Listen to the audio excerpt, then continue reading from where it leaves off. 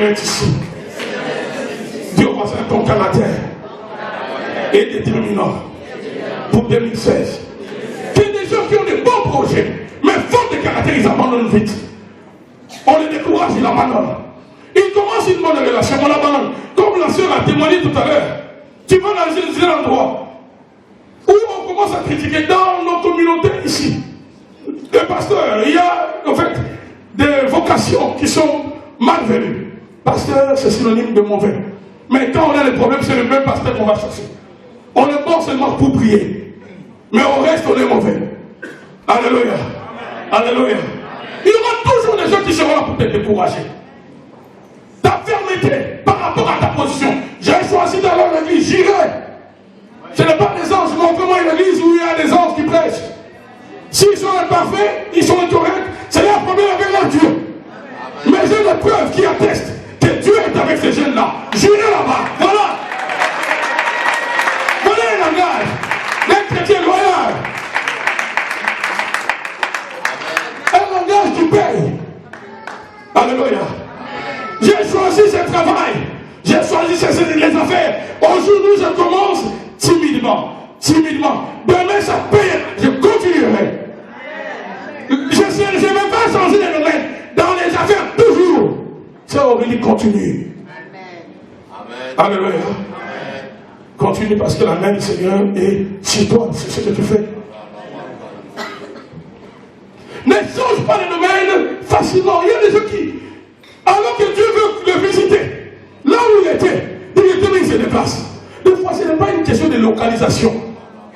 Si c'est une question de temps, des fois aussi, ce n'est pas une question de malédiction, c'est simplement une question de temps. Est-ce que tu peux dire une question de temps?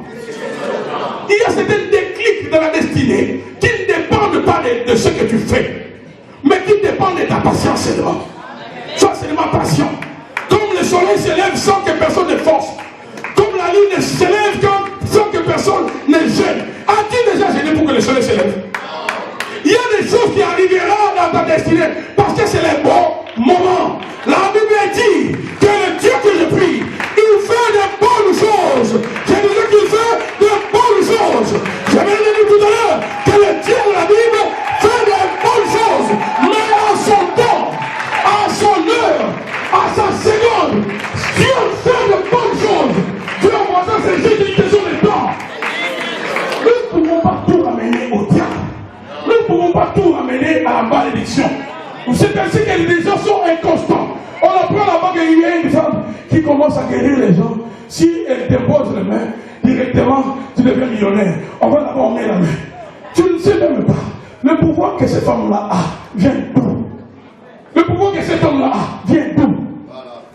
Alléluia. On est inconstant. C'est juste une question de temps. Reste constant. Le Seigneur te fera du bien. Est-ce qu'on peut dire amen et bien avec moi? Deuxième des choses que je trouve importante dans ce personnage, c'est sa relation avec Dieu. C'est sa relation. En fait, la relation de Noé était l'élément qui justifie l'intervention de Dieu à son égard. Si Dieu a intervenu dans la vie de Noé, c'est parce que Dieu les connaissait. Noé connaissait Dieu. Est-ce que tu connais Dieu et Dieu te connaît? Demande au voisin, est-ce que tu connais Dieu? Est-ce que aussi Dieu te connaît? Quand tu lui poses la question, s'il doit réveiller, je profite aussi pour le réveiller un peu. Est-ce que tu connais Dieu? Et est-ce que Dieu te connaît? Alléluia. La relation est indispensable. D'une manière générale, l'homme ne s'épanouit pas de lui-même. L'épanouissement de l'homme passe par une relation. Même quand Dieu a créé l'homme, le premier homme, Adam, Dieu a dit il n'est pas bon. Alors qu'il n'y avait pas trop le péché. Dieu a dit, lui-même dit, que même si j'ai créé l'homme, j'ai créé les animaux, mais il n'est pas bon qu'il soit seul. Donc, la bénédiction vient avec les relations. Dis au voisin, la bénédiction vient avec les relations. D'une manière générale, si dans la vie tu ne sais pas soigner les relations, tu ne sais pas soigner les relations, si toi, tout problème qui arrive nécessite de tuer les relations, dans ton avenir, tu risques d'avoir des problèmes. Parce qu'il y a des gens qui vont intervenir dans ta vie à des moments importants. Il y a des gens qui viennent donc, comme des Nathan dans ta vie. Dans les moments importants de ta vie, il intervient. Un moment important, il intervient. Un autre moment important, il intervient. Toi, tu ne sais pas, à chaque fois que cette personne-là doit intervenir dans ta vie. Maintenant, si toi, tu penses que son intervention n'a été nécessaire dans ta vie, qui est dans le passé, aujourd'hui, tu peux les fouler aux pieds. Demain, si tu as besoin de l'attendre, quand tu tomberas, quand tu chuteras, tu ne sauras pas comment te relever. Dieu voisin, les relations sont importantes. Qu'est-ce que je suis en train de dire ici? Je suis en train de dire ceci. Les relations sont importantes. Les problèmes aussi sont indispensables. Là où sont les hommes. Dieu voisin, les problèmes sont indispensables. Là où sont les hommes. Les blessures sont inévitables. Là où sont les hommes. Dieu voisin, les blessures sont inévitables. Là où sont les hommes. Même si j'aime ma femme, et que ma femme m'aime, on s'aime comme des bananes. Mais les blessures sont inévitables. Tout à l'heure, là, j'ai cherché qu'est-ce que je devais mettre. Elle aussi, elle s'est coiffée. Elle voulait, c'est quand même, elle voulait que je puisse voir sa coiffure. Elle est passée. Moi, je vais m'occuper de moi. Elle est passée, je lui ai posé la question, mais est-ce que ça va avec ma veste? Mais toi, tu m'as rien dit. J'ai écouté la réponse sortir. Donc, mais attends un peu. Je voulais le dire. Oh non, mais moi, je me suis coiffé avant. Je dis, mais attends un peu. Moi, j'étais dévancé. Est-ce que ça va quand même avec ma veste? Alléluia. Alléluia. Mais sinon, tu es très belle, hein? Vous avez une belle femme. Je parle pour moi. Donc, si depuis tout à l'heure, tu as invité, tu faisais des calculs, faux calculs. Je tiens le micro avec la main qui présente mon alliance. Les problèmes, il y en aura dans mon couple. Je ne peux pas mentir. On va résoudre ces problèmes. Je veux dire, on va les résoudre. Parce que je suis en train de dire depuis tout à l'heure qu'on ne tue pas les relations à cause des problèmes. Non, on résout les problèmes et on parle des relations. C'est ça la sagesse que tu as besoin pour 2016. C'est ça la sagesse. On ne tue pas les relations. On résout les problèmes. On garde les relations, surtout pour les hommes et les femmes de la destinée. Dis au voisin, traite-moi bien. Parce que tu ne sais jamais. Tu ne sais jamais. Des fois dans la vie, des gens commettent la grosse erreur. Et vous allez voir que Dieu a prévu, dans les cheminements de quelqu'un, j'ai le temps de manquer, de vous parler de ces deux personnages de la Bible. Il y a des gens qui doivent intervenir dans ta vie. Qui doivent intervenir. Qui doivent intervenir. Et le monde des ténèbres est souvent assez bien renseigné sur nous. Vous allez comprendre que le monde des ténèbres, dans la vie plan de nos vies, travaille pour sortir, pour nous déconnecter de bonnes personnes qui nous seront utiles dans notre destinée. Est-ce que vous êtes avec moi? Est-ce que vous êtes avec moi? Et la leçon, la grande des leçons que tu dois retenir ici, que la relation que tu as d'abord avec les autres, cette relation-là, aujourd'hui peut-être elle ne te paye pas. C'est une relation simple, amicale, tenez des salutations. Demain c'est cette relation qui va te payer. Joseph en prison.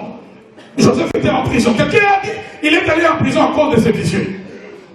Mais c'est en interprétant les visions d'une autre personne que cette personne-là va parler au roi de Joseph, que Joseph sera libéré. Une relation qu'il a connue en prison. Dans le moment de faiblesse, il était dans la faiblesse, et l'homme avec qui il était en relation était aussi dans la faiblesse. Mais attention, c'était juste une question de temps.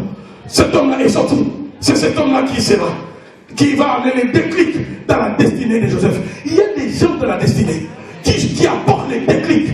Voilà pourquoi on traite bien les gens. Dans la vie d'un certain lépreux du nom de Nabal, le Syrien, c'est une petite fillette,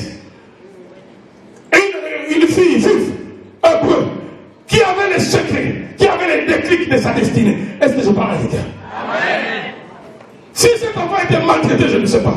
Mais c'est cet enfant qui a révélé à sa maîtresse le secret de la guérison de son mari. Alléluia. Voilà pourquoi je suis en train de parler des relations. Mais le problème avec Noé ici, sa relation n'était pas d'abord. Il a fait d'homme avec homme, mais de l'homme avec Dieu. Je suis en train de te démontrer que si la relation de l'homme avec l'homme peut rapporter, la relation de l'homme avec Dieu est encore plus supérieure. Voilà pourquoi, durant 2016, sois bien tes relations avec Dieu. Ce que Dieu te dit de ne pas faire, ne le fais pas. C'est simple. Ça, Dieu n'aime pas, ne le fais pas. temps, tu ne peux pas avoir une relation avec une personne alors que tu ne la traites pas. Une relation pour une personne qui compte pour nous implique le temps que nous devons lui donner. Si Dieu est ton Dieu, mai 2016, si toi tu étais seulement le Dieu du dimanche, mais viens le mercredi, il y a prière ici. Viens le vendredi, il y a prière ici. N'attends pas, il y a des gens même qui c'est encore pire. Et c'est peut-être une fois le mois. Dieu est leur Dieu une fois le mois. Dieu est leur Dieu 2 fois chaque 2 mois. Si c'était le cas en 2015, on vient de traverser. Que ça change.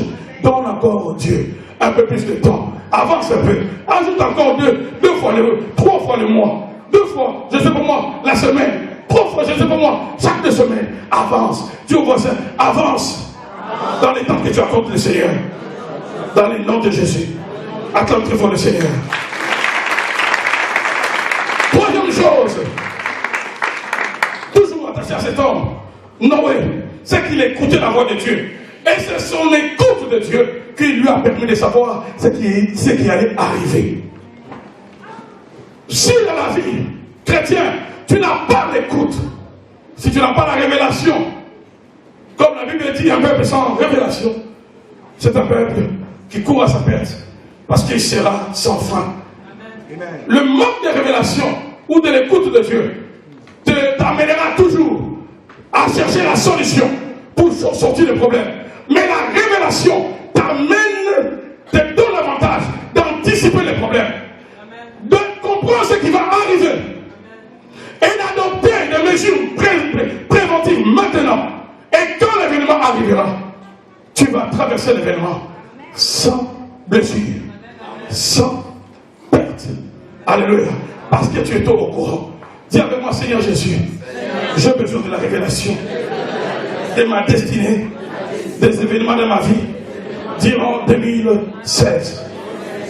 Dans Actes des Apôtres 27, 9 à 11, il y avait un bateau qui devait aller vers Rome. Et parmi les prisonniers qu'on devait amener, il y avait un certain Paul. Je n'ai pas le temps de lire cela avec vous. Mais Paul, ma Bible me dit, il était prisonnier.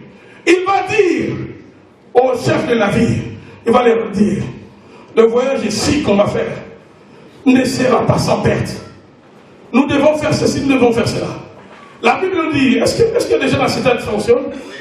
Actes des Apôtres 27, 9 à 11. Est-ce qu'on peut le dire ensemble? Allons-y. Un temps selon s'était écoulé et la navigation devenue dangereuse, car l'époque même du Joël était déjà passée. Verset 10. C'est pourquoi Paul avertit les autres en disant, oh, je vois que la navigation ne se fera pas sans payer et sans beaucoup de dommages. Non seulement pour la cargaison et pour les navires, mais encore pour nos personnes. Verset 11. Les centeniers écoutaient les pilotes et les patrons du navire plutôt que les paroles de Paul. C'est ça les règles que commettent beaucoup de gens. Si dans ta destinée, toi tu n'écoutes pas le Seigneur, Dieu te connectera à quelqu'un qui l'écoute. Si dans ta destinée, toi, Dieu ne te parle pas directement, Dieu trouvera un moyen de te faire parvenir le message. Mais c'est à toi de comprendre comment le Seigneur veut que tu fonctionnes avec lui. Cet homme qui avait la responsabilité du navire, le centenier, Paul va lui dire, regarde, je sens qu'il y a un problème dans ce voyage qu'on va effectuer. Mais il va refuser d'écouter Paul, qui avait la révélation. Il va préférer écouter une autre personne. Et c'est ça les rêves de la destinée de beaucoup de gens. Un grand secret de la percée, c'est de savoir à qui prêter l'oreille. Il y a des gens, tu lui prêtes l'oreille, ta vie est détruite. Tu lui prêtes l'oreille, ta vie est détruite. Ton cœur est détruit. Il y a des gens, tu lui prêtes l'oreille, c'est comme si les écailles tombent dessus. Tu as l'impression que ce qu'il te dit, ça change ta façon de voir les choses. Parce que souvent, avant que Dieu ne te bénisse, Dieu commence par impacter ta vision. La vision de ta destinée précédera la réalisation de Dieu. Et à chaque fois que Dieu veut t'amener quelque part, Dieu va commencer d'abord à impacter ta vision. Pendant que je parle, frère Tuson, le Seigneur est en train de me dire, c'est une des raisons pour laquelle Dieu t'a amené ici. Dieu, depuis le jour que tu es venu ici, Dieu a commencé à impacter ta vision. Si je te donne le micro, tu vas le témoigner. Si tu es revenu ici, et tu continues à revenir, c'est parce que tu as trouvé un intérêt dans ce qu'on dit ici. Et le Seigneur t'a accroché. Dieu a commences à changer ta façon de voir les choses. Il y a certaines décisions que tu as prises que le Seigneur réalisera. C'est juste une question de temps. Ta vision que Dieu a changée précède la réalisation. C'est juste une question de temps. Dieu va le faire, mon frère. Dieu va le faire. Alléluia. Attends très fort pour le Seigneur. Là, nous sommes dans les prophétiques. Je dis que Dieu va le faire. Il y a des gens à qui il faut prêter l'oreille. D'autres non. Ces centeniers vont mettre la vie de plusieurs en péril. Il va refuser d'écouter la personne qu'il fallait écouter. Mais il va mettre sa confiance à une personne qu'il ne fallait pas. Or, dans la vie bien aimée dans le Seigneur, ceux qui ont la révélation ont l'avantage. Je venais de dire ceux qui ont la révélation ont l'avantage. Je venais de dire ceux qui ont la révélation ont l'avantage. Je prie pour que cette église soit une église de révélation. Le peuple du Seigneur a besoin d'une église de la révélation. Non pas une église où on vient seulement avec des bons français, avec des bons anglais, sans vie, où on vient avec la théologie sans vie. Le peuple a besoin de la révélation. Les temps qui courent, c'est des temps dangereux. Et sans révélation, on sera là que pour récoller les morceaux. On sera là pour dire si je savais. Or, la révélation nous donne l'avantage sur les temps. Et l'événement n'est pas encore arrivé. Mais Dieu me l'avertit. Quand Dieu me l'avertit, je prends des précautions. Quand l'événement vient, me trouve barricadé. L'événement me trouve bien bombé, bien armé. Il n'y aura pas de chaos. Reste là où il y a la révélation. Dis au voisin, reste là où il y a la révélation. Le secret de Samuel, c'est que lui, alors que les deux fils d'Élie, Ophni et Phiné, touchaient les filles d'autrui, les femmes d'autrui, Samuel dormait là où il y avait l'arche de l'alliance. C'est ainsi qu'il pouvait écouter le Seigneur. Même s'il ne comprenait pas ce que Dieu voulait dire, mais il pouvait écouter Dieu parce qu'il était là où il y avait la révélation. Dieu voisin, reste là où il y a la révélation. N'existe pas trop. Reste là où il y a la révélation. Dis-le encore. Reste là où il y a la révélation. La révélation te donne l'avantage sur le temps. La révélation t'éclaire. La révélation te rassure. Vous savez les faits seulement, l'attendre que Dieu a dit quelque chose. J'étais étonné de fois nous donnons le message. Mais quand tu écoutes la façon dont Dieu parle, vous savez notre personne, ça édifie. J'ai été étonné la fois dernière, j'écoute le pasteur donner l'âge de la sœur qui était ici, et même c'était le de wow, Dieu est grand. Des fois même tu dis quelque chose, tu ne sais pas comment ça vient. Je ne sais pas comment t'expliquer comment ce message-là vient. Mais tout ce que je sais, c'est Dieu qui parle. Mais je sais aussi, je sais faire la différence entre moi et ce qui vient de Dieu. Alléluia. Quand ça vient de Dieu, tu sens que je n'ai pas besoin de forcer. Je n'ai pas besoin de vouloir convaincre. Le preuve parleront. Dieu lui-même rendra témoignage de ce qu'il a donné comme révélation. Bien le Seigneur, Dieu est bon. Je ne suis pas en train de dire que Dieu va te révéler sur ta destinée. Mais je suis en train de te dire, pour que tu reçoives, pour que tu réussisses à ta destinée, la révélation interviendra dans le moment important où Dieu le jugera important. C'est là où il y a la révélation. Et c'était ça l'avantage de Noé. Il avait la révélation. La terre sera détruite. Il a commencé à construire l'arche. Tout en prêchant, je libère ce que Dieu me dit. Alors si tu es connecté avec moi, je vais te déclarer une parole de la part du Seigneur. Il a reçu la révélation que la terre sera détruite. Et souvent les hommes de révélation sont toujours incomprises. Il va construire l'arche, ce grand bateau, ce grand navire, que personne encore n'avait construit. C'est quand on est pris pour un fou. Souvent quand tu as la révélation, on te prendra pour un fou. Alléluia. Aujourd'hui quand je donne un message à quelqu'un, ça me choque au plus que si cette personne le refuse, mais cette personne doute. Je sais que la personne reviendra pour demander pardon. Je sais déjà. Alléluia. Au début, je recherchais à se justifier. Aujourd'hui, non, je ne cherche pas à me justifier. Alléluia. La révélation amène l'incompréhension. Quand tu vois, et celui qui ne voit pas, il y aura toujours une guerre. Il y a un de mes pasteurs qui a prêché sur ce message il y a très longtemps, en parlant de Balaam et de la laisse. Vous connaissez l'histoire d'un Nombre 23, de ce prophète Balaam, qui allait pour maudire Israël, mais il y avait un ange qui était sur son chemin. La laisse, l'animal sur lequel lui il était monté, voyez l'ange. Lui ne voyait pas l'ange. La laisse voit le danger, la laisse se détourne, parce que s'il avançait, l'ange allait frapper non pas la laisse, mais l'homme qui était sur la laisse. Mais l'homme, au lieu de comprendre que cette ânesse me fait du bien, l'homme a commencé à frapper l'ânesse. A frappé l'ânesse. Trop souvent, la révélation amène l'incompréhension. Et souvent, les hommes qui nous apportent la révélation, ce sont souvent ces hommes-là que nous-mêmes nous combattons. Oui, c'est ça le grand problème d'Israël. Les plus grands prophètes qui ont donné les grandes prophéties d'Israël sont morts, tués par le peuple d'Israël. Jésus a pleuré sur Jérusalem. Il a dit, Jérusalem, Jérusalem, toi tu tues le prophète. Souvent, ceux qui viennent pour te bénir, ce sont souvent ces gens-là que nous combattons. Nous combattons, nous combattons, nous combattons. Jésus a pleuré. Il a dit à Jérusalem, tu tues le prophète. Et il y a un temps de ruine, un temps de jugement qui viendra. Parce que tu as négligé. Tu ne savais pas quand Dieu va te visiter. Mais comment tu allais le savoir? Parce que les prophètes qui viennent pour t'annoncer les choses à venir, tu les tues. Dieu au voisin, on ne tue pas la révélation. Ni le porteur de la révélation. On les protège. Car ils sont là pour ta bénédiction. Acclame très fort pour le Seigneur.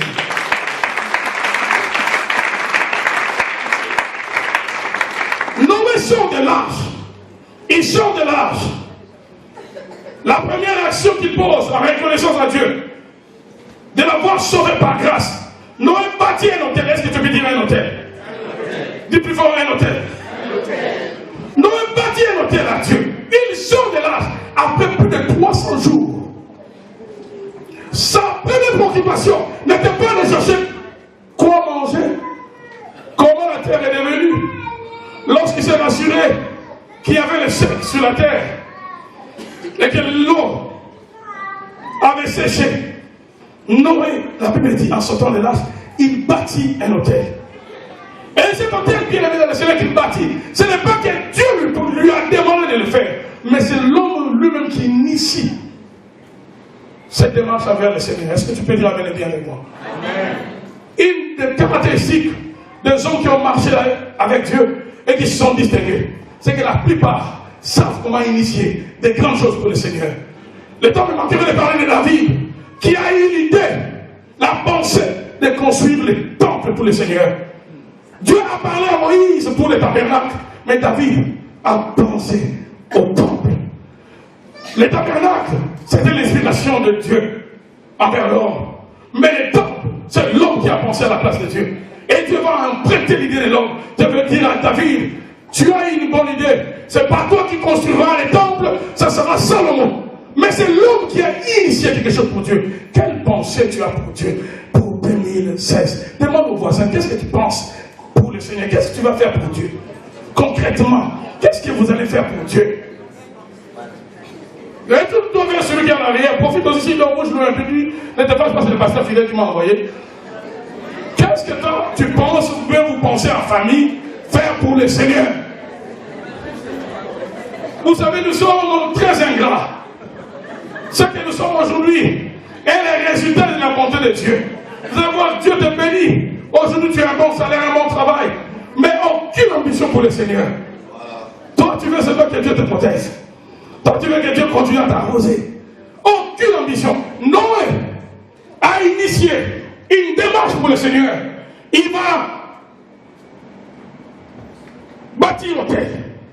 L'hôtel de Noé n'a pas été bâti sous une recommandation quelconque divine, mais une initiative d'un cœur reconnaissant.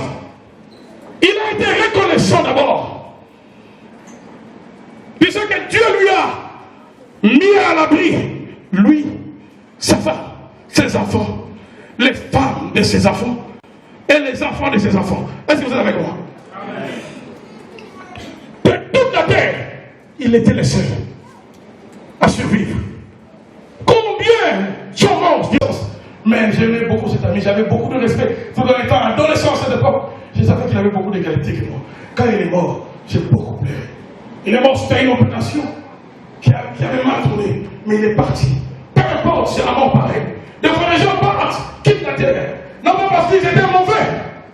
C'est pas tous ceux qui meurent qui vivent mal. Non, des fois même nous restons en vie. Mais les hommes de qualité partent. Oui, oui. Mais combien ont la reconnaissance? Noé, reconnaissant qu'il était, il bâtit un hôtel à l'Éternel. Non, j'entends pas que Dieu me le dise. Moi-même, je le fais. Amen. Moi-même, je le fais. Amen. Alléluia. Il bâtit un hôtel. La nécessité d'une offrande. Il fallait bâtir un hôtel. Pourquoi? D'abord, en guise de reconnaissance. Deuxièmement, il fallait prendre un nouveau départ. Parce que la terre, le compteur était revenu à zéro. Comme là, le compteur est à zéro, n'est-ce pas? C'est ça. Nous sommes le 1er janvier 2016. Un nouveau départ. Noé a compris. D'abord, il m'a protégé. Il m'a fait le privilège de rester en vie avec toute ma famille. Deux, il y a un nouveau départ. Là, la terre est rasée. Donc, c'est moi et ma famille qui en ont commencé à se reproduire un peu comme Adam et Ève. Est-ce que vous comprenez? Est-ce que vous comprenez cela? Un nouveau départ. Noé a dit un nouveau départ doit être marqué par un hôtel qui doit être bâti pour le Seigneur. Il fallait prendre un nouveau départ pour mener une vie utile et fructueuse, pour avoir la faveur de Dieu. Noé lui-même a compris que pour ce nouveau départ, il faut un hôtel à l'Éternel. L'offrande de Noé sera l'élément qui va déclencher la réaction de Dieu au ciel. Est-ce que vous êtes avec moi? Mais avant cela, parce que je parle de la nécessité de l'offrande, laissez-moi souligner la nature de l'offrande, parce que la Bible nous en parle. La Bible dit que Noé a pris des bêtes pures, c'est-à-dire le meilleur en tout. Le meilleur en tout. Il ne va pas, donc ça veut dire que Noé n'a pas sacrifié à Dieu n'importe quoi. Noé a pris le meilleur parmi les oiseaux, parmi les animaux. Un orateur a dit, certainement il y a eu des races qui sont en disparition, parce que Noé avait sacrifié. Comme il y avait deux par espèce, certainement il y a eu des races qu'on ne connaîtra pas, qu'on ne connaîtra plus parmi les animaux, parce que Noé avait sacrifié. Alléluia. Il a donné quelque chose de qualité. Oh, je vais te dire, bien aimé Seigneur, si tu veux poser des bonnes actions, si tu veux poser des actions à l'Éternel, pose de bonnes actions à l'Éternel. Amen. Amen. Tu veux poser des actions à l'égard de Dieu, pose de bonnes actions à l'égard de Dieu. Aujourd'hui, les chrétiens sont habitués. Lorsqu'on a besoin de l'emploi, vous écoutez les témoignages ici. Si on commençait à faire passer le micro ici, beaucoup qui sont venus dans ce ministère, après plusieurs années d'études, sans travail, on a prié, Dieu a béni par un bon travail et ça continue jusque maintenant. Si je demandais de lever la main, vous allez avoir beaucoup de mains s'élever dans cette salle. Mais combien sont reconnaissants à l'égard de Dieu en termes de dîmes? Là, on va commencer à dire, ah non, c'est l'ancien, ce n'est pas le nouveau. Mais lorsqu'on reçoit la bénédiction, lorsqu'on avait besoin de cette bénédiction, on était prêt à tout. Combien, lorsque Dieu le visite, donne ce qui a de la valeur à l'égard de Dieu. Dieu n'est pas un Dieu médiocre pour qu'on lui donne des choses médiocres. Dieu n'est pas médiocre. Vous savez, il y a certaines personnes, avant de lui donner les cadeaux, tu vois les grands de la personne. Je suis fait l'autorité de mon pays. Sur Internet, il est allé quelque part. Bon, je ne dis pas que je suis partisan de cet homme-là. J'ai dit seulement que je le suivi. Il a dit qu'il est arrivé quelque part, on lui a donné des cadeaux. Et les cadeaux qu'on lui a donnés, ça l'a tellement touché. Parce que les hommes et les femmes qui lui ont donné ces cadeaux, ce sont les pauvres. Mais dans leur pauvreté, connaissant les rangs de la personne, ils ont acheté, ils lui ont offert quelque chose de qualité. Alors, l'autorité était même gênée. Il y a certaines personnes, si tu veux lui donner quelque chose, toi-même tu vois, non, une telle personne, je ne peux pas les limiter avec quelque chose de tel montant. Il a quand même de la valeur. Alléluia. Alléluia. N'est-ce pas? N'est-ce pas? Tu ne peux pas dépenser 10 $ pour un anniversaire d'un enfant et ta femme, si tu es marié, ton mari, c'est son anniversaire, tu prends aussi 5 $. Tu vas chez de la maman, tu prends une petite voiture avec laquelle je trouble un petit garçon. Tu lui apportes ses étés dans cette petite voiture. On va le faire, n'est-ce pas? Pourquoi on ne va pas le faire? Je vois, ça c'est mon mari, là c'est ma femme. Et surtout encore, si tu as encore de vouloir conquérir le cœur de la personne n'a encore rien dit, c'est son anniversaire, tu dois tout faire. Là aussi en passant les frères qui ne sont pas mariés, ne viens pas seulement avec de bonnes paroles, pose aussi des actions qui vont témoigner quand même que tu rassures. Dis pas amen, hein? Il entend une seule, il dit, parlez-leur. Alléluia. On est comme un Occident, prends quelque chose de valeur. Impressionne. Fais du bien, la sœur. Alléluia. Rassure-la, si c'est pour elle, ne t'en fais pas. Quand on sera à la maison, ça sera pareil. Je ne te dis pas de chancer quand vous serez à la maison. Est-ce qu'on peut acclamer le Seigneur? Là, c'est pour chasser le sommeil. La nature de l'offrande, toute bête pure, et les résultats de l'offrande, le résultat de l'offrande, Dieu, au travers de l'offrande de Noé, au verset 21, vers le chapitre 8, la Bible dit, ils ont Dieu senti une odeur agréable. Est-ce que tu peux dire une odeur agréable? Encore plus fort, une odeur agréable. Dieu sentit une odeur agréable. À cause de cette odeur, Dieu va devenir bavard. Est-ce que tu peux dire Dieu est devenu bavard? Dieu va commencer à parler. L'homme pose un acte sans que Dieu lui dise. L'acte de l'homme touche Dieu. Dieu devient bavard. Dieu va prendre des grandes décisions qui ne touchent pas seulement le peuple de Noé, mais qui touchent l'humanité jusqu'à la fin de l'humanité. À cause d'une offrande, s'il vous plaît. Dieu prend des décisions qui vont régir l'humanité. Dieu établit des principes. Dieu dit à cause de ton offrande, Noé, à cause de ce que tu as fait, plus jamais je détruirai le monde par les délices. Alors que même si les hommes, même si tes frères humains, Noé, péché, la pensée de détruire comme j'ai détruit tes contemporains par l'eau, à cause de ton offrande, ça n'arrivera jamais. Est-ce que tu peux dire jamais? Donc l'offrande de Noé a décrété par la bouche de Dieu une cessation de malédiction. Une malédiction s'est arrêtée. Dieu a dit, je ne détruirai plus. Et Dieu dit à Noé, pour te rassurer, je mets l'arc-en-ciel. À chaque fois que l'arc-en-ciel sortira, tu te rappelleras de mon engagement que je pris à tous les gars à cause de cette offrande-là.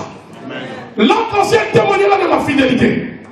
Témoignera que je jurai un jour à un homme à cause de son offrande que je ne détruirai jamais la terre par les délices.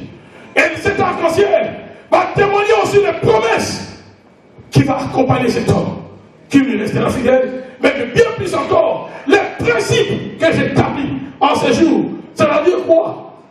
Que tout celui, aussi longtemps que la terre, c'est la terre. L'hiver et l'été, le semin et la moisson ne passera pas. Dieu dit à Noé à bâtir ce que tu viens de faire là. Je l'ai dit publiquement. Celui qui sèmera récoltera. Est-ce que tu peux dire amen et bien? Dieu rappelle les lois de la création qu'il avait déjà énoncé avec Adam. Dieu dit aussi longtemps que la terre va s'y résister. Tout c'est la conséquence de quoi? De l'offrande. Est-ce que tu peux dire conséquence de l'offrande? Dieu dit que maintenant, je rappelle encore cette loi-là. Le semin et la moisson, ça veut dire que celui qui sème va toujours récolter. Amen. À cause de l'offrande, Dieu commence à rappeler, à promettre. Dieu commence à enlever la malédiction. Dis au voisin, ton offrande parlera pour toi. Et là, c'est le gars à l'arrière dit, ton offrande parlera pour toi. Les grands problèmes aujourd'hui, c'est lesquels? Nous connaissons certaines vérités, mais nous ne les appliquons pas. La nature nous apprend une chose, que la libéralité même faite à l'égard des normes. Suivez-moi très bien, je suis à la fin. La libéralité même faite à l'égard des normes peut avoir de l'impact dans ta vie. Qui le sait ici? Amen. L'homme qu'on appelle Corneille, dans Actes 10, le verset 10e. La Bible dit, souvent on lit mal ces versets. Actes 10, le verset 10e. Est-ce qu'on peut le balancer cela? Cet homme, c'est vrai qu'il faisait des prières à Dieu. Mais écoutez, il faisait beaucoup de bien aux hommes. Est-ce qu'on peut le balancer? Actes 10, Actes des Apôtres, le verset 10e. Pardon, le chapitre 10e, le verset 10e. Est-ce qu'on peut les lire ensemble? Allons-y. Cet homme était pieux et craignait Dieu, avec toute sa maison. Et il faisait beaucoup de monde à qui? À qui? Et priait Dieu continuellement. Continuons. Vers les lumières du jour, il dit clairement dans une vision un ange de Dieu qui entra chez lui et qui lui dit, Corneille, les regards fixés sur lui, et saisi d'effroi, il répondit, quel Seigneur? Et l'ange lui dit, tes prières et quoi? Et quoi? À qui donner les aumônes? À qui? Donc, ce verset est en train de dire, si mon frère est dans les besoins, ma soeur est dans les besoins, je l'aide. Dieu considère ça.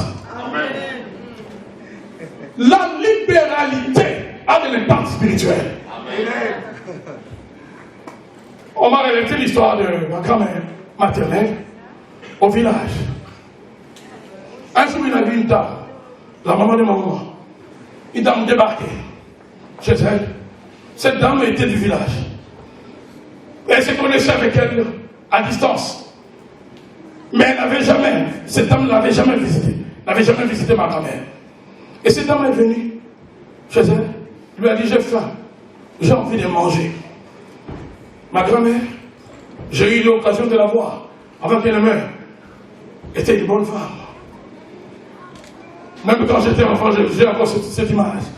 Elle était un peu de taille imposante comme ma mère. Elle est entrée dans sa maison, elle a pris la nourriture sans demander, sans poser de questions à cette dame, elle lui a donné. La dame a mangé, elle fermé les pieds et demande de l'eau. Ma grand-mère est entrée à la maison, elle a donné de l'eau. Quand la dame a bu, la dame a dit, ah, vraiment, elle s'appelait Toumba. Elle dit, vraiment, on a failli, hier la nuit, tu vois peut-être que je suis ici, hier la nuit, on voulait décider sur qui devait mourir ici au village. Et moi, je disais que toi tu devais mourir. Mais les autres ont dit, on ne peut pas te tuer parce que tu as un bon cœur.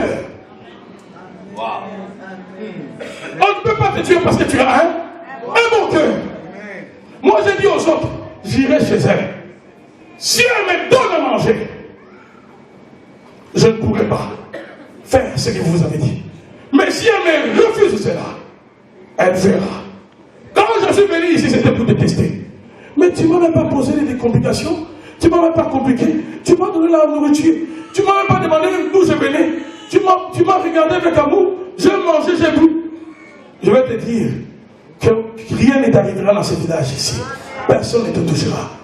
Dis au voisin, un bon cœur est un secret dans les combats spirituels. On faisait une délivrance avec mon frère le pasteur Thierry. Il y a une soeur qui est revenue de l'Afrique. Il y a à peine 2 mois. Ou non, 1 mois je pense. On a commencé à prier pour cette soeur. Elle tombe. Les esprits commencent à parler. Les esprits commencent à parler. Les esprits disent, ces esprits de sa famille disent, on va la tuer.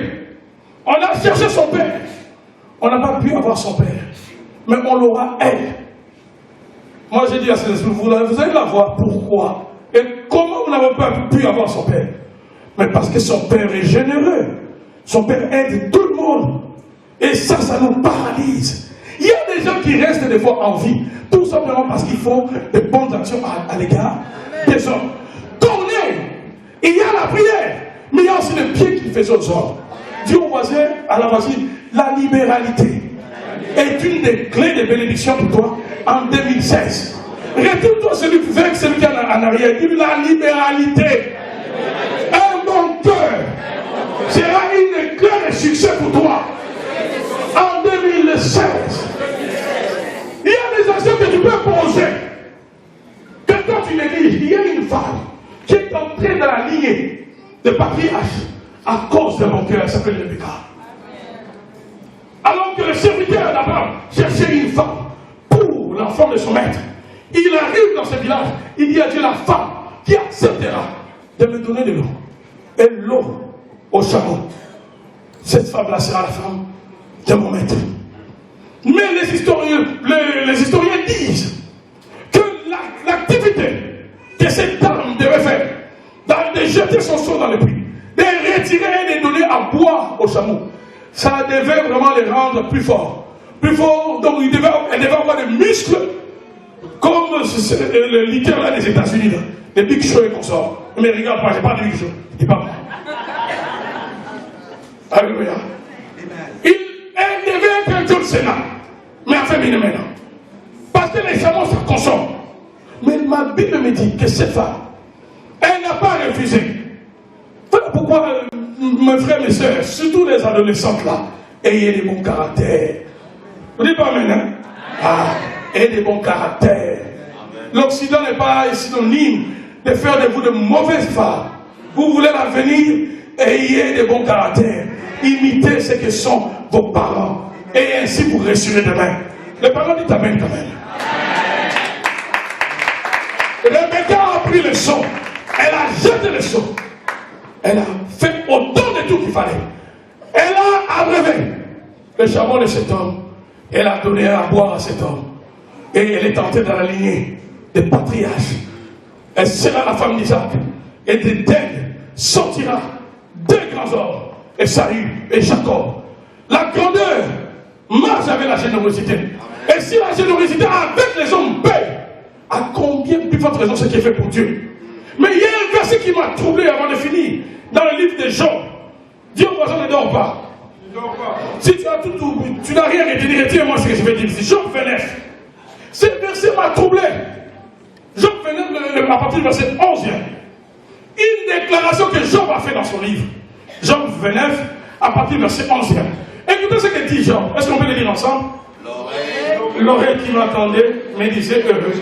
L'œil qui me voyait me rendait témoignage. Verset 12 qui m'intéresse. Car j'ai sauvé les pauvres qui imploraient du secours et l'orphelin qui manquait d'appui. Verset 13.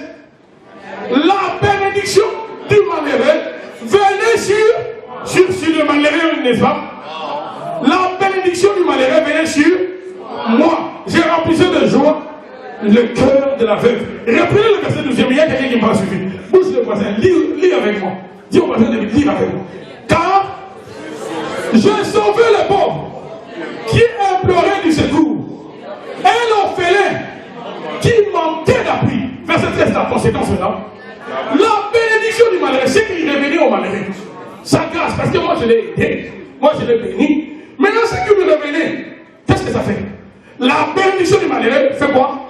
Venez sur moi. Vous allez comprendre maintenant que ceux qui sont les mondes éternels comprennent bien cette loi que nous les enfants de Dieu. Vous allez voir dans la plupart de nos familles, là où il y a des gens qui sont dans l'occultisme, ce sont ceux-là qui dominent nos familles.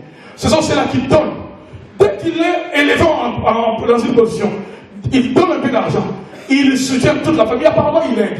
Il paie les études des enfants de ses soeurs, de ses frères. Il paie les études de ses petits-enfants. Ils les font parce qu'ils comprennent ce principe. C'est un principe spirituel. Dieu a dit à Noé, la terre, aussi longtemps que la terre va subsister, les semailles et la moisson ne passeront pas. Tout est question de principe. Et vous allez voir dans la famille, la personne qui donne le plus, c'est la personne qui s'enrichit aussi.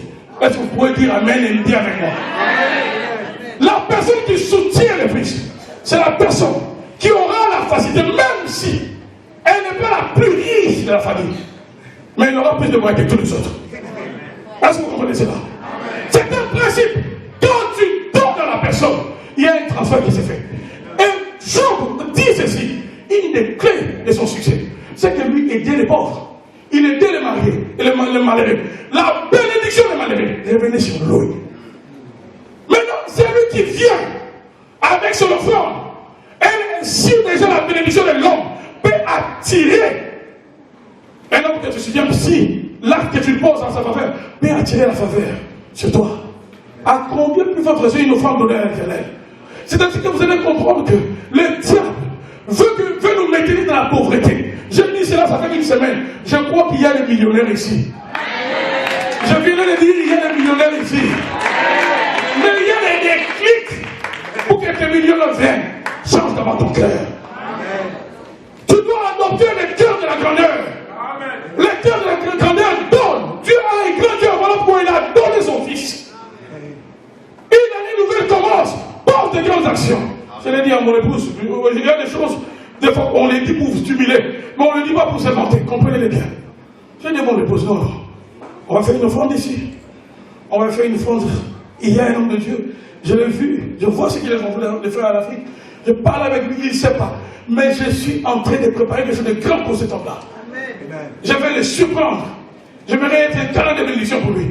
Il y a exactement 2 mois, on a fait une offrande pour un autre homme de Dieu, c'était son 25e anniversaire. Il m'a appelé, il m'a dit, j'étais en route pour déposer des enfants à l'école. Il m'a dit, fidèle, Vraiment, je suis désolé, dans 2 semaines, je vais célébrer mes 25 ans d'anniversaire, le mariage avec mon épouse. Vous comprenez que c'est un vieux. Alors, pense à moi. J'ai demandé à des gens de m'aider, mais c'est dans 2 semaines. Je ne sais pas qu'est-ce que tu as comme obligation, mais pense à moi. Alléluia. Directement, là, les côtés est à parler. J'ai dit, mais pasteur, vraiment, 2 semaines, c'est vraiment difficile. Alléluia. Les côtés est un peu parler. 2 semaines, c'est vraiment difficile. C'est vraiment difficile, je vais voir. Je verrai. Dès qu'on a fini, on est rentré à la maison, on priait. On a commencé à prier. Ma femme m'a parlé de leurs problèmes d'heures au travail. Elle m'a parlé, elle travaille dans une commission scolaire, elle m'a parlé de leurs problèmes d'heures, comment ça bouge, comment on dérange un peu avec ces histoires-là, comment vous appelez ça ici? Des découpages, machin, tout ça. Des coupures, voilà. Alors, j'ai dit, voilà, ça c'est une opportunité de provoquer le Seigneur. Elle-même, elle est déjà forte dans ce domaine-là. Quand elle ramène l'argent, je ramène l'argent, on ne s'en prie pas. Elle enlève déjà ce qui est de l'église, ce qui est de la dîme. On enlève. Je dis à ma femme, tu vois l'appel là, on va faire du bien à ce pasteur. Du reste, elle nous avait aidé pendant le fiançailles, elle avait prié pour moi, elle avait prié pour mon épouse, elle nous a assisté durant notre fiançailles.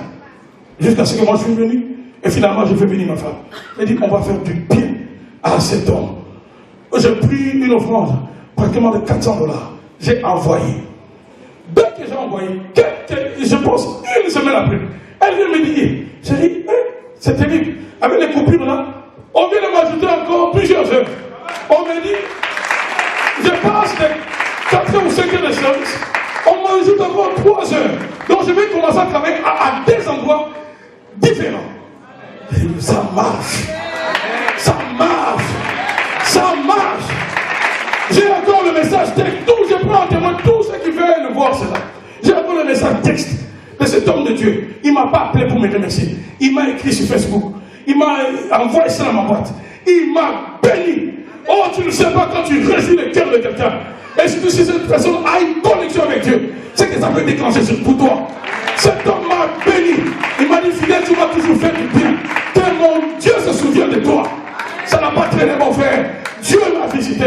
Dieu a visité ma maison. Je suis en train de te donner une recette qui marche pour 2016. Fais du bien. Pose des actions pour le Seigneur. Là, nous allons passer à un grand service, même si on est fatigué, d'action de grâce. Qu'est-ce que tu vas donner à ton Dieu? Il y a des gens qui méprisent, qui ne comprennent pas qu'il y a des dons qui sont significatifs pour leur destinée. Il y a des instants de la destinée comme à Vienor. Des moments où il faut poser des grandes actions. Là, quand j'en parle, je pense à David. À un moment où Dieu, à cause d'une mauvaise décision que David avait prise, Dieu a commencé à tuer les enfants d'Israël. L'ange de Dieu, la Bible dit, il était dans les airs. On pouvait le voir. David ne savait pas quoi faire. Il avait demandé à son chef militaire Joab de faire les dénombrements. Et Dieu n'avait pas aimé cela. Et Dieu a commencé à tuer. Il y avait au moins, je pense, plus de 50 000 personnes qui étaient déjà à terre. Et l'ange de Dieu va souffler le prophète. Il va dire, regarde, dis à David d'élever une offrande. Alléluia. D'élever une offrande. David, à l'endroit où il était, il y avait un homme qui était en train de travailler dans son aire de bataille. Il était en train de travailler sur le blé. David va venir, il va demander à cet homme, donne-moi ton aire de bataille, ton lieu de travail. Je vais utiliser cela comme un endroit où je vais bâtir l'autel à l'Éternel. Je vais te payer pour cela. Donne-moi les animaux, je vais te payer pour cela. Cet homme a dit, non, Dieu le roi. Prends-les gratuitement. David a dit, non, avec Dieu ça ne marche pas comme ça. Je ne donnerai pas à Dieu ce qui m'a rien coûté. Un Dieu de valeur mérite aussi qu'on lui donne quelque chose qui a de la valeur. David a dit, non, je vais les payer. J'ai refusé la gratuité. David a payé. Il a offert l'offrande. Et tant même en cœur de dire cela avec vous, disait cela dans les Écritures. La Bible dit, dès qu'il a élevé l'offrande, Dieu a dit à l'ange, remets ton épée dans le four. En d'autres termes, si l'offrande n'était pas élevée, le sang allait toujours couler. Et si aujourd'hui, toi et moi, nous sommes sauvés, si je peux me tenir ici, c'est toujours à cause d'une offrande. Dieu a donné une offrande, son Fils. Voilà pourquoi nous sommes sauvés. Le principe de l'offrande, c'est un principe spirituel. Ceux qui avancent, même dans les mondes des ténèbres, sacrifient. Ils sacrifient, ils avancent. Ils avancent. Depuis que toi et moi, surtout nous les francophones, chrétiens, je dis bien, Nous sommes dans la mentalité de la pauvreté. Nous sommes dans la mentalité quand on donne bon, on va les enrichir. Dieu pour me bénir, il passera par toi. Est-ce que tu peux dire amen bien? Sois à l'aise quand moi je suis béni. Quand moi je suis à l'aise quand toi tu es guéri par mes mains. Je suis très à l'aise. Ça ne dépend pas de ma volonté. Des fois tu peux prier pour quelqu'un, tu sais que ce sentiment pour toi n'est pas bon. Mais Dieu lui dit, dis-lui je vais le bénir. Dis-lui je suis avec lui. Toi, ton attaque est homme. C'est ah Seigneur. J'ai donné ce témoignage de cet homme de Dieu, le prophète Jonas, qui m'a dit, pasteur fidèle de fois, Dieu m'étonne. Même dans mon église, dans mon mouvement là-bas, à Kinshasa, il y a des fois des gens qui me compliquent. Mais tu entends le Saint-Esprit dire, je vais l'élever, dans autant de jours, je vais faire ceci dans sa vie. Maintenant, mon côté me dit, ah, Seigneur, cet homme-là me combat, cet homme-là est allé me critiquer. Mais tu me dis de le bénir encore. Oui, ça c'est la volonté de Dieu. Donc ça veut dire que pour que toi tu sois béni, ça ne dépend pas de ce que moi je pense de toi. Ça dépend de l'amour de Dieu pour toi. Donc je ne peux pas être un obstacle à ta bénédiction. Est-ce que tu peux dire amen bien de moi? Donc toi-même aussi ne sois pas un obstacle à ma bénédiction quand Dieu veut t'utiliser pour me bénir. On ne dit pas maintenant? Et c'est comme ça que ça fonctionne bien dans le Seigneur. Les francophones restent en arrière parce que les francophones ne comprennent pas. Allons-y au Nigeria, vous allez voir que c'est un pays d'Afrique où ils sont bénis. Ils ont des chrétiens très bénis. Les chrétiens au Nigeria ne jouent pas.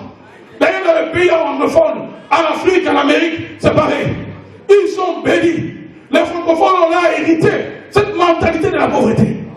Où on fait passer par des calculs. Voilà pourquoi tout fonctionne avec des calculs. Tu as des jobs, mais tu as toujours des calculs. Les factures, plus tu ajoutes des jobs, plus les tas de factures aussi augmentent. Dieu au voisin en 2006 change la méthode. Dieu au voisin change la méthode. Sois généreux. Et élève les offrandes à l'égard de l'Éternel. Dieu te bénira. Les occultistes les font. Les satanistes les font. Tout est question de principe. Tu ne peux pas récolter les haricots que tu n'as pas semés, à moins que tu sois un voleur. Tu vas entrer dans un champ de maïs qui n'est pas à toi. Si tu n'as pas semé le maïs, tu récolteras le maïs. Si tu as semé le maïs. Et d'ailleurs, la nature nous démontre, si tu as semé 2 grains de maïs, vas-tu récolter 2 grains? La récolte est toujours supérieure à la semence. Et trop souvent, il n'y a même pas de proportion par rapport à ce que nous récoltons. Et la nature nous démontre la fidélité de Dieu. Si la terre peut être fidèle, jusqu'au point où elle te donne au-delà des grains que tu lui donnes, à combien plus votre raison le Dieu qui est dans les cieux? Si la terre, je vous ai, peut être fidèle, plus que fidèle, te donne, quand tu sèmes 2 grains, te donne au-delà. À combien plus votre raison si tu sèmes dans le ciel? Mettons-nous debout, s'il vous plaît. Je sens